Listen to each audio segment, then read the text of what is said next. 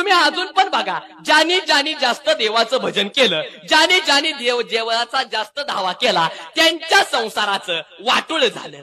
जनाबाईंनी भजन केलं, संसाराचं वाटोळ झालं. सखोबाईंनी भजन केलं, संसाराचं वाटोळ झालं. मीराबाईंनी भजन केलं, संसाराचं वाटोळ झालं. चोकोबारींनी भजन केलं, संसाराचं वाटोळ झालं. तुकोबारींनी भजन केलं, संसाराचं वाटोळ झालं. माऊलींनी भजन केलं, संसारच झाला नाही. म्हणजे याचा एकच अर्थ आहे बनगर महाराज, की जास्त भजन करणाऱ्याचं देव वाटोळ करतो. अय भजनी मंडळ, जास्त भजन करणाऱ्याचं देव वाटोळ करतो. आणि देवाजवळ बापू काही न्याय नाही. ज्यानं बायको पळवली त्याच्या भावाला सोन्याची लंका.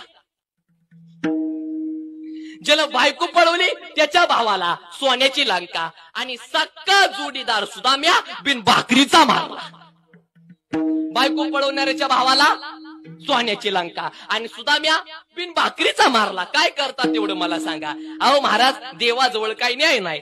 5 पती असताना सुद्धा द्रौपदीनं कर्णाकडे बघितलं तरी द्रौपदीचं नाव पतिव्रतेच्या यादीत नंबर 1. आणि लक्ष्मणाची बायको उर्मिला 14 वर्ष आपल्या पतीसाठी हातामध्ये दुधाचा ग्लास घेऊन उभी राहिली, यादीत कुठं नाव नाही. आपण एक भाकरी खाल्ली तर लोक म्हणतात, अरे त्याला खाण्याचं भान नाही. आणि 7 खंडे अन्न हाणून सुद्धा Download ShareChat.